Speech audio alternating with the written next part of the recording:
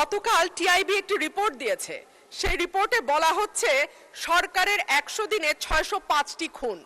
আমি আশা করেছিলাম মাননীয় স্বরাষ্ট্রমন্ত্রী আজকে এখানে উপস্থিত থাকবেন, কিন্তু আমি সামনে তাকিয়ে দেখলাম মাননীয় স্বরাষ্ট্রমন্ত্রীর আসনটি খালি, অর্থাৎ তিনি উপস্থিত নাই। কি আর করা, তার অনুপস্থিতিতেই বলি।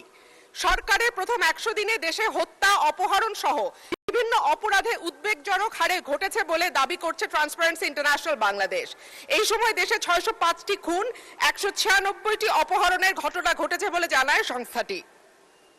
প্রতিবেদনে দেয়া পরিসংখ্যানে দেখা যায় মার্চ ও এপ্রিল মাসে মোট 605টি খুন, 294টি ছিনতাই, 90টি ডাকাতি, 196টি অপহরণের ঘটনা ঘটেছে। নগদ নিয়ে এলো হার না মানা হার অফার। সর্বনিম্ন 10,000 টাকা রেমিটেন্স নগদে পাঠালে থাকছে স্বর্ণের হার জেতার সুযোগ। একই সময় পুলিশের উপর হামলার ঘটনা ঘটেছে 129টি, চুরির ঘটনা 2214টি। এছাড়া নারী ও শিশু নির্যাতনের ঘটনা ছিল 3496টি।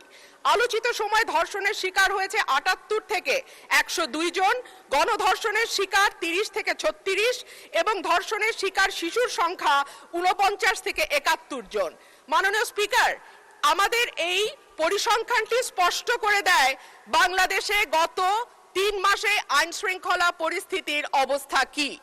আমি বলেছিলাম যে এই সরকারের অর্থনীতি এবং আইন শৃঙ্খলা এই দুটো বিষয়ে যারা মন্ত্রণালয়ের দায়িত্বে আছেন তাদের উপরে নির্ভর করবে 50 ভাগ এবং বাকি 50 ভাগ অন্যান্য মন্ত্রণালয়ের উপরে, যে এই সরকারটি কতটুকু সফল বা ব্যর্থ হবে।